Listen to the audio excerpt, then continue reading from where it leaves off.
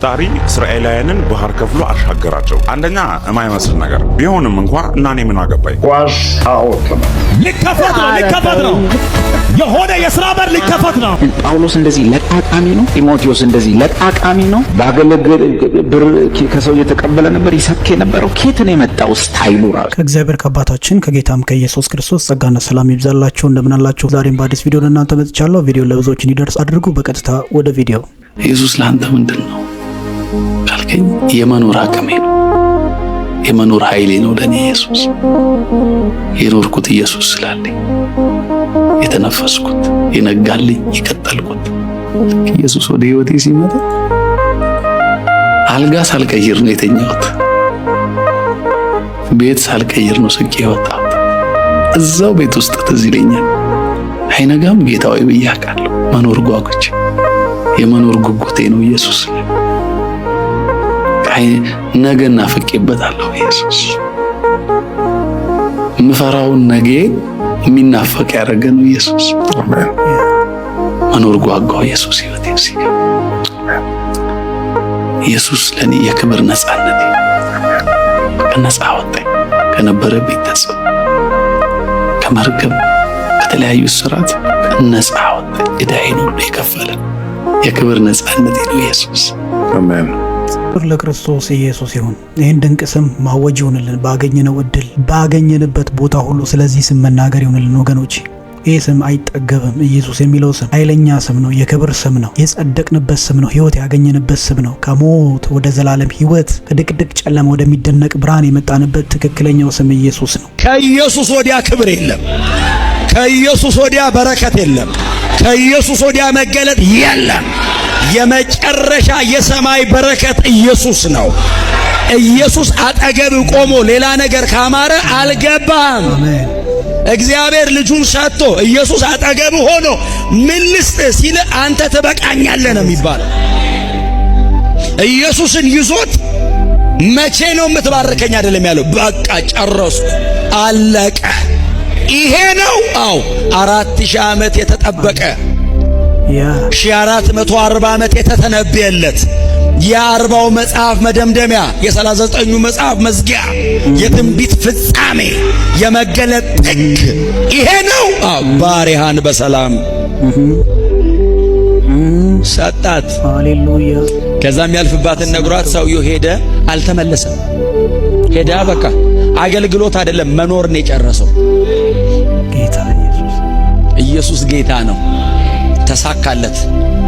የ8 ቀን ሕፃን ነበር ኢየሱስ። ቴክነን ነበር። ድንቅ ነው። ስለ ኢየሱስ መስማት ምን ያክል እኔ ዲሊቨረንስ እንደሚሰጠኝ፣ ውስጤን ሰላም እንደሚሰጠኝ አሮን ነው። ምክንያቱም የነቢያት ሁሉ ፍጻሜ፣ የሕግ ሁሉ ፍጻሜ ነቢያት ያወሩለት ስለኔ ሙሴ ጽፏል እንዳለው ጌታ ኢየሱስ ክርስቶስ በዮሐንስ ወንጌል ምዕራፍ 5 ዮሐንስ ወንጌል ምዕራፍ 8 ቁጥር 56 አብርሃም ቀኔን ያይ ዘንድ አየም ደስም አለው እንዳለ ማለት ነው። ኢየሱስ ምን አለ? መጽሐፍት ሁሉ ስለኔ ይናገራሉ። ዛሬም መልእክቶቻችን፣ ዛሬም ድምጾቻችን፣ ዛሬም ትምህርቶቻችን ኢየሱስ ማለት አለባቸው። ስለ ክርስቶስ ማውራት አለብን ወገኖቼ። ዓለም በክርስቶስ ካልሆነ አትድንም። ዓለም በዚህ መሲህ ካልሆነ አትድንም ወገኖቼ። ዓለም በብዙ ምጥ በብዙ ችግር ውስጥ ናት ያለችው። ዓለምን የሚያድን እውነተኛው ብርሃን ወደ ዓለም ይመጣ ነበር እንዳለው ማለት ነው። ዮሐንስ ወንጌል ምዕራፍ 1 ቁጥር 3 ላይ ነቢያት፣ ሐዋርያት፣ በአዲስ ኪዳን ደግሞ ዮሐንስ መጥምቁ ይሄ የዓለምን ኃጢአት የሚያስወግድ የእግዚአብሔር በግ ነው ብሎ በዮሐንስ ወንጌል ምዕራፍ 1 እንዳወሩለት፣ እንዲሁም ቀጥሎ ሐዋርያት የመረጣቸው ደቀ መዛሙርቱም እነሆ የምንጠብቀው መሲህ እሱ ነው፣ እሱ ይሄ ያው የእግዚአብሔር ልጅ ነው፣ ዓለምን ኃጢአት የሚያስወግድ የእግዚአብሔር በግ ነው ብለው እንደመሰከሩለት፣ ሁሉ በእርሱ ሆነ እንደተባለለት ማለት ነው። ከእርሱም ከሆነውም እንኳን አንዳችስ እንኳን ያለ እርሱ አልሆነም። ዓለማት ሁሉ በእግዚአብሔር ቃል እንደተፈጠሩ እንደሚል በዕብራውያን መጽሐፍ ዓለም ሁሉ የተዘጋጀው በእግዚአብሔር ቃል እንደሆነ፣ ይህም ቃል ደግሞ ክርስቶስ እንደሆነ ዮሐንስ ራእይ 19 ቁጥር 13 ስሙም የእግዚአብሔር ቃል የተባለው ክርስቶስ ኢየሱስ ዓለም የተፈጠረበት ጌታችን እግዚአብሔር ደግሞ በዕብራውያን መጽሐፍ ምዕራፍ 1 ገና ሲጀምር ወደ ዕብራውያን ወደ ተላከው መልእክት እንዲህ ብሎ ይነግረናል። በመጨረሻም ዘመኑ ከአባቶች በነቢያት ተናግሮ ሁሉን ወራሽ ባደረገበት ዓለማትን ደግሞ በፈጠረበት በልጁ በክርስቶስ በመጨረሻ ደግሞ ተናገረን። የሕግ ሁሉ ፍጻሜ ሞሳያኒክ ለው ያለቀበት የሕግ ሁሉ መደምደሚያ ኢየሱስ ክርስቶስ ነው። ስለዚህ እውነት እንድናወራ ነው የተጠራነው ወገኖች። እነዚህ ይላል፣ ይህ በመጀመሪያ በእግዚአብሔር ዘንድ የነበረ ነበር፣ ሁሉ በእርሱ ሆነ፣ ከሆነም አንዳችስ እንኳን ሊያደርሰው አልሆነም። ከእግዚአብሔር ጋር የነበረ ዓለም ሳይፈጠር በፊት ካንተ ጋር በነበረኝ ክብር አክብረኝ እንዳለ ዮሐንስ ወንጌል ምዕራፍ 17 ቁጥር 5 ላይ በእርሱም ሕይወት ነበረች፣ ሕይወትም የሰው ብርሃን ነበረች። በክርስቶስ ኢየሱስ ወደ ዓለም ውስጥ ነበር፣ ዓለሙም በእርሱ ሆነ፣ ዓለሙም አላወቀውም ይላል። ቁጥር 10 ላይ መጥቶ ሁሉ ስለሱ ይመሰክሩ ነበር። ስለ ብርሃን ሊመሰክር መጣ። ማን? ዮሐንስ መጥምቅ። ለብርሃን መሰከረ እንጂ እሱ ራሱ ብርሃን አልነበረም። ለሰው ሁሉ የሚያበራ እውነተኛ ብርሃን ደግሞ ጌታችን ኢየሱስ ክርስቶስ ወደ ዓለም ይመጣ ነበር። ዓለም በእርሱ ነበር፣ ዓለም በእርሱ ሆነ፣ ዓለሙም አላወቀውም። የእርሱ ወደ ሆኖ መጣ፣ የገዛ ወገኖቹም አልተቀበሉትም። ለተቀበሉት ግን ለኛ እኛ ሕይወት ላገኘ ነው በስሙም ለሚያምኑት ለእነርሱ የእግዚአብሔር ልጆች የሆኑ ዘንድ ስልጣንን ሰጣቸው ይላል። ክብር ለክርስቶስ ኢየሱስ ይሁን። ከዚህ በላይ ሕይወት የለም፣ ከዚህ በላይ ብርሃን የለም። ስለዚህ ሕይወት እንድናወራ ተጠርተናል ወገኖች። ባገኛችሁት አጋጣሚ ስለ ኢየሱስ አውሩ። እናገራለሁ። ኳስ ጣዖት ነው። ገላትያ ምዕራፍ 5 ላይ እንዲህ ይላል፣ የሥጋ ሥራ የተገለጠ ዝሙት፣ መናፍቅነት፣ ክርክር፣ አድመኝነት፣ ጥል፣ ስካር፣ ጣዖትን ማምለክ፣ እነዚህን የመሳሰሉ የሚያደርግ የእግዚአብሔርን መንግሥት አይወርስም ይላል። ስለዚህ ወገን በጣም ይገርማል። ካለው 8.3 ቢሊዮን የዓለም ሕዝብ መካከል 7 ቢሊዮን ያህል ቀጥታውኑ ወደ ሲኦል እየተነዳ ነው ያለው። ላንተም ዋስትና ክርስቶስ ነው።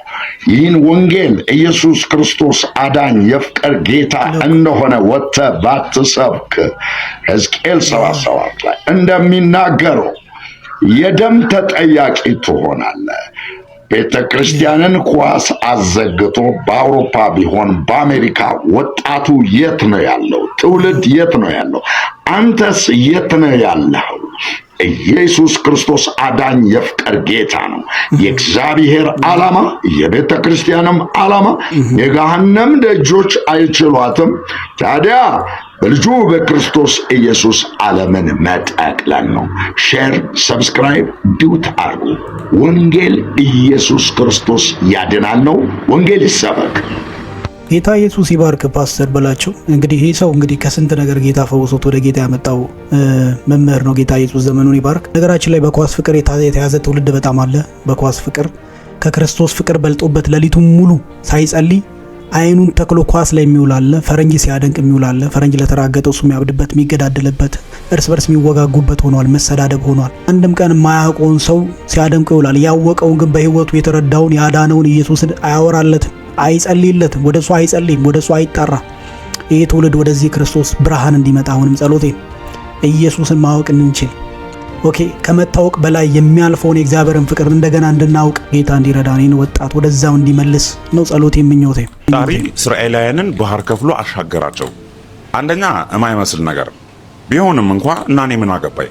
እኔ እስራኤላዊ አይደለሁም፣ ኢትዮጵያዊ ነኝ። እንደዚህ አይነት ሰዎች ግን ሪማይንደር ያስፈልጋቸዋል። ማርያም ይህ ነው የኳስ ቅርጽ ያላት በውሃ በአየርና በድንጋይ የተሸፈነች ዓለም ብለን የጠራናት ቦታ ላይ ነው የምንኖረው።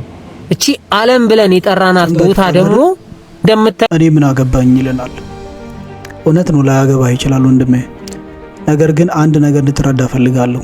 አይምሮህ ምናልባት ሳይኪካሊ ችግር ሊኖርበት ይችላል። የተጻፈውን እውነት መካድ አይቻልም። ኦኬ፣ ሳያውቁ በራሳቸው ሲፈላሰፉ ብዙ ሳይንቲስቶች ተፈትፍተዋል። እግዚአብሔር አይዘበትበትምና በመጽሐፍ እውነት ላይ አትዘበት ብራዘር። እንደምታዩት ኢን ዘ ሚድል ኦፍ ኖዌር ነው የምትገኘው።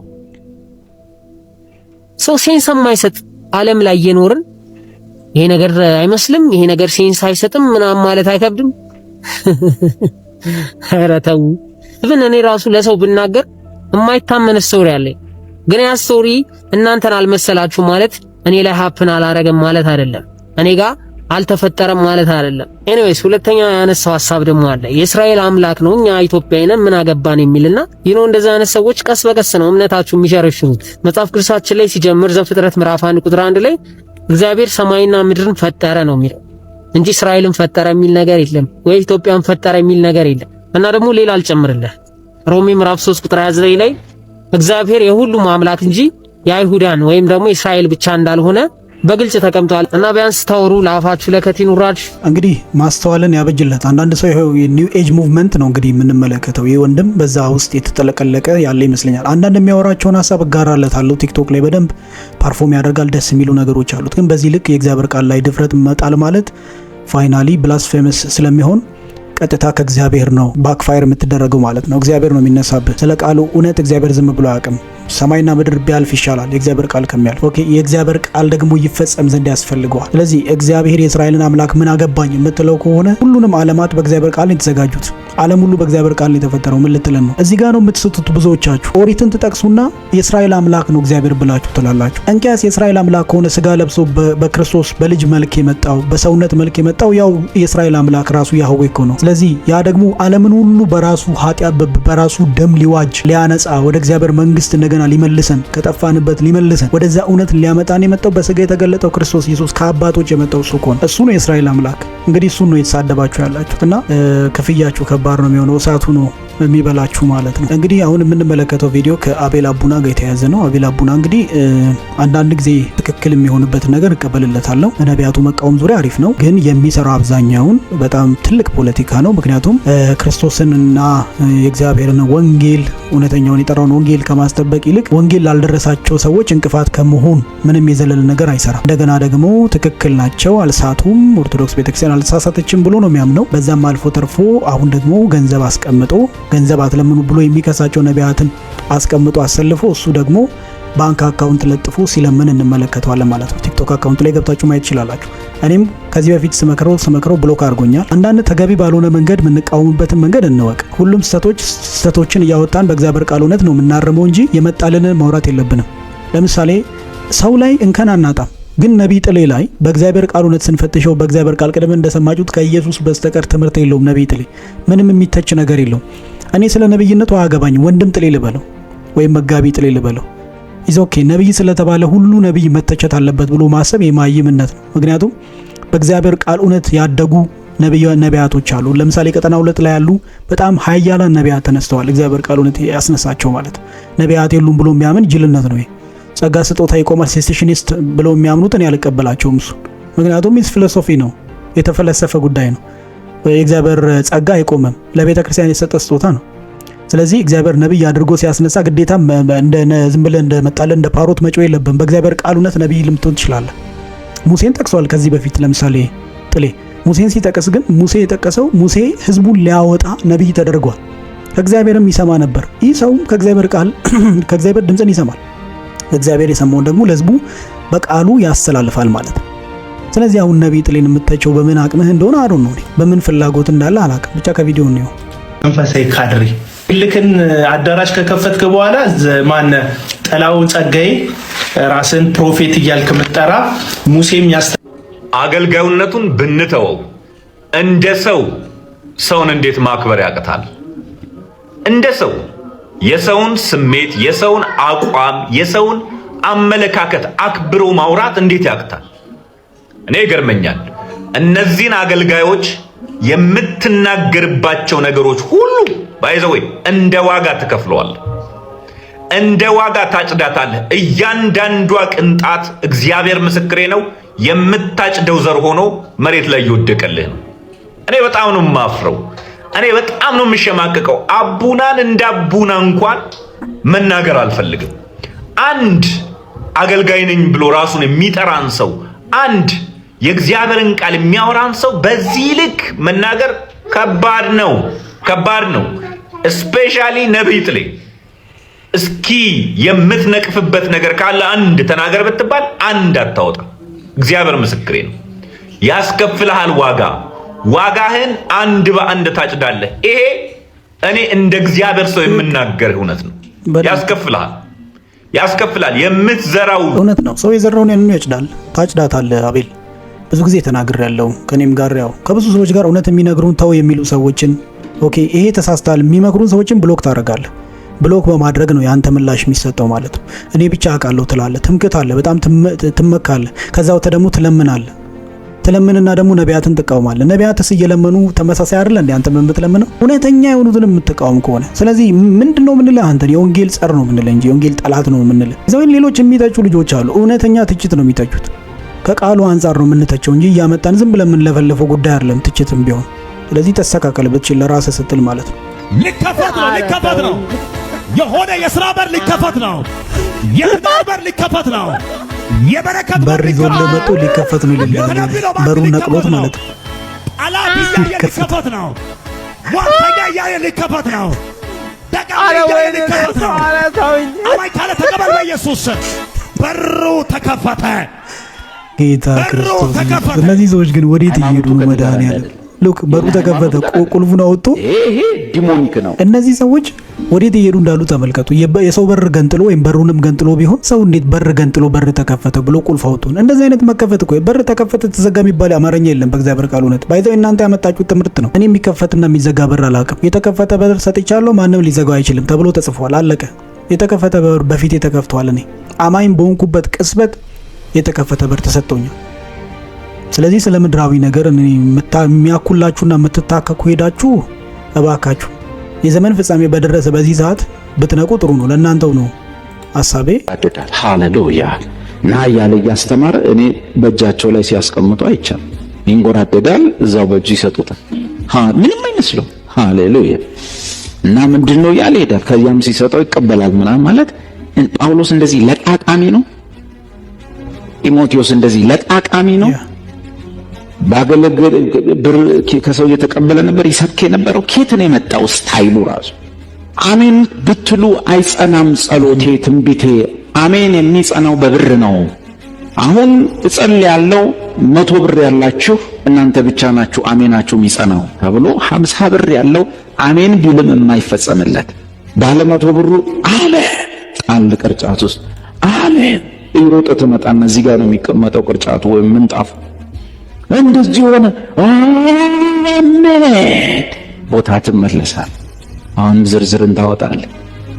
እንደዚህ ተሆነም አሜን በብር ነው የምታጸናው። የትኛው እዚህ ንጹህ መጽሐፍ ውስጥ እዚህ ቅዱስ መጽሐፍ ውስጥ እንደዚህ አይነት ሌባና እንደዚህ አይነት ሌብነት አለ? ይሄ ንጹህ ሃይማኖት ለማሰደብ አይደለምን? በአጠቃላይ ባገለገለ በጸለየ ባስተማረ ቁጥር በየትኛው መንገድ ትኩረት የሚደረገው ብር ስብሰባ እንደ አንዳንዱ እኮ ከፕሮግራም በፊት ይሰበሰባል፣ ከዛ ከፕሮግራም በኋላም ይሰበሰባል፣ ማጽኛ ያለ ይሰበሰባል፣ የፍቅር ስጦታ ይሰበሰባል፣ ምንትሴ ይሰበሰባል በአንድ ፕሮግራም ላይ እና ክርስትና ወይም ቸርች ራሷ ወይም አገልግሎት ራሱ በቃ ከብር ጋር በጣም ጥብቅ ግንኙነት ሲኖረው እኔ ከዛ በኋላ ሰውየው የሚወረውረውን ቃል እንዴት አሜን እላለሁ? ለምን የሐሰተኞቹ ነቢያቶች ማለት ቀደም እንዳለው ራሳቸውን ለውጠው የእግዚአብሔር አገልጋይ ይመስላሉ፣ ሰይጣንም የብርሃን መልአክ መስሎ ይቆማል የተባሉት አይነት ሰዎች ማቃቸው በእነዚህ ባህሪ ነው።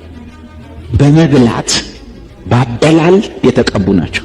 ኪስህን የሚያስወልቁ በተለያየ መንገድ ብርን አራግፎ ቤት ባዶ የሚያስቀምጥ መባረካቸውን ለማሳየት የ20 ምናምን ሚሊዮን ብር የ10 ምናምን ሚሊዮን ብር መኪና እየነዱ ነው የመጡ። እነዚህን ሁሉ መኪና የገዛችኋቸው በአውቶቡስ እየተሳፈረ ከሚመጣ ህዝብ ገንዘብ። ቅናት እንዳይመስልብኝ ወደዚህ ልዞር፣ መቼስ እንደማልቀና ታውቃላችሁ። እንዲህ እንዳያችሁት ነው ዴቭን። ጌታ ዘመንን ይባርክ። ዴቪ አንተ ለቤተ ክርስቲያን የሰጠ በረከት ነህ። በእውነት ትውልዱን ወደ ቃሉ እውነት የምትመልስ ጀግና ወንድም ነህ። እውነት ለመናገር እነዚህ ሰዎች ስቲል እንግዲህ በእነዚህ አይነት መልኩ ታውቃቸዋላችሁ። ሐሰተኛ ነቢያት የምታውቃቸው በፍሬያቸው አይደል? ስለዚህ እንዳያችሁት ነው ሐሰተኛ ሐዋርያ ዳንኤል ጌታቸው። ከዚህ ቀደምም 2-3 ቪዲዮ ሰርቻለሁ በዚህ ቻናል ላይ ተናግሬ፣ ያው ብዙ ስድብ ነው የገጠመኝ። ከስድብ ባሻገር ለኔ ምንም ሽልማት የለኝም። ሽልማቴ ነው ጌታ ኢየሱስ ያክብራቸው ስለምትሰድቡኝ። ወሬቨር ግን እንደዚህ አይነት እውነትን ፍርጥ እያረግን እየተናገርን እስከ ክርስቶስ ምጽአትና ፍጻሜ ድረስ እንቆያለን ማለት ነው። አንተ ግን እስከ ፍጻሜው ሂድ እንዳለው ለዳንኤል እንሄዳለን ማለት ነው። ስለዚህ እንደዚህ አይነት ተረቶች፣ ትውልድ ገዳዮች፣ የሐሰተኛ ምስክሮች ደግሞ ሐሰተኛ አስተማሪዎችና ተማሪዎች፣ ሐሰተኛ ምዕመናንና ነቢያት በእግዚአብሔር እውነት በእግዚአብሔር ቃል መጥፋታቸው ግልጽ ነው። አረሞች እየተነቀሉ ነው ያሉት አሁን። ለዛ ነው ጌታ ኢየሱስ ተዋቸው አብሮ ይብቀሉ ያለው። ኦኬ እንክርዳዱ መንሹ በእጁ ሆኖ ስለሚመጣ ነው። ጌታ ኢየሱስ መንሹ በእጁ ነው። አውድማውን ያጠረዋል፣ ያወጣል፣ ምናምንቴውን ያወጣዋል፣ ብቁን ያወጣዋል ማለት ነው። ዋሬቨር እስኪ አንድ የመጨረሻ መልእክት ዴቭ ቀጥታ ለኃይሉ ዮሐንስ ከዚህ ቀደም አሳይቻቸው 4-5 ቪዲዮ ዘርጃለሁ። እሱ ላይ የተናገሩ በቀጥታ የወገረበትን ቪዲዮ ነው የምናየው። ተከታተሉት። ተበተል በዚህ በኩል እነ ኡስታዝ የሆነ ነገር እያሉ ነው። እሱን ያፈርስልሃል ትንሳኤው። ካላፈረሰልን ተነሳልን ጥቅም የለው። ትንሳኤው ምንድነው? ስለ ኢየሱስ እንዲና እንደዛ የማይባል የለም። የኛም ሰፈር ሰዎች አሉ እኔና ኢየሱስ እኩል ነን፣ እኔና ኢየሱስ አንድ ነን ምናምን በክርስቶስ ሆኜ እኮ የለም። ከጎኑ ተደርድሬ የሚል ትውልድ መጥቷል። እና ትንሳኤው ምን ለየልህ? ምን ገለጠልህ? ወገኖቼ ክርስትናችን የጸና የሐዋርያት ትምህርት ሰማያዊ ትምህርት እንደሆነ ከላይ ከመጣው መምህር የተቀበሉት እንደሆነ በዓለም ላይ እንደተጀመሩ ብዙ ሃይማኖቶች አንዱ እንዳይደለ የአብ ሃይማኖት የሰማይ ሃይማኖት እንደሆነ ማረጋገጫው ትንሳኤው ነው። ኢየሱስ ተነስቷል። ጥርስን ነክሰ ይዘህ የምትኖረው የምትሞትለት እውነት ነው። ለዚህ ነው ሐዋርያት ስለሞቱ በሞቱ ስለሚገኝ የኃጢአት ስርየት እየሰበኩ ስማቸው ግን የሞቱ ምስክሮች አይባልም ነበር። መጽሐፉ የሚለው የምን ምስክሮች? የትንሳኤው ምስክሮች ይላቸዋል። ከኔና ከናንተ መካከል በኢየሱስ በምድር ላይ ከሚመላለስበት ጊዜ አብሮ ከነበሩት መካከል አለ ምርጫ ሲደረግ የትንሳኤው ምስክር እንዲሆን ሰው እንምረጥ ተባባሉ። የትንሳኤው ምስክር ነው የሚፈለገው። ኢየሱስ ተነስቷል። ለጥንቱ ክርስቲያኖች ወንድሜ ወደ ሰይፍ ስለት እንዲንደረደሩ ሞራላቸውን ያመጣው እሱ ነው። ኢየሱስ ራሱ ለሚሰየፍ ለሚገደል ክርስቲያን የተናገረው ቃል ልትሞት ነው? አዎ እኔም ሞቼ ነበር። እኔም ሞቼ አለ። ሊገሉ ነው፣ ሊቀነጥሱ ነው። እኔም ሞቼ ነበር። ግን ምንድነኝ ያልቀጥሎ ሞቼ ነበርኩ፣ ከዘላለም እስከ ዘላለም ግን ሕያው ነኝ። ዛት ሚንስ ጎ ሄድ ቀጥል። ይቀነጥሱሃል፣ በእኔ አይነት ክብር ትነሳለህ። ትሞታለህ፣ በእኔ አይነት የዘላለም ሕይወት ትቀጥላለህ። ክርስቲያኑን ራሱ ያበረታታው ኢየሱስ በምንድን ነው? በትንሳኤ። የጌታ ኢየሱስ ይባርክ፣ እንደው ዘመን ይባረክ። እንዳያችሁት ኃይሉ ዮሐንስን ኡስታዝ እንግዲህ ቀጥታ ብሎታል። እንግዲህ አሁን ከሱ ጋር ነው የምትደባደበው። በጣም የተሳደበበት ቪዲዮ አለ። ቀጣይ በሚቀጥለው እንግዲህ ቪዲዮን አመጣዋለሁ ማለት ነው። እኛን ሁሉ ሰድቦናል በኃይል ማለት ነው። ቪዲዮ ዩቲዩብ ላይ የምንሰራበት ቲክቶክ ላይ የምንሰራበትን በጣም ድብና አድርጎ ሰድቦናል። ጌታ ኢየሱስ ይባርካችሁ። ለምትሰድቡኝ ጸጋውን ያብዛላችሁ። የምትወዱ እውነት ጋር የምትተባበሩ ግን ቪዲዮ ላይክ አድርጋችሁ ብዙዎች ጋር አድርሱልኝ። በሌላ ፕሮግራም እንደዚሁ እንገናኛለን። የጌታ መንፈስና ጸጋ ከሁላችሁ ጋር ይሁን። ሰላም ሁኑ።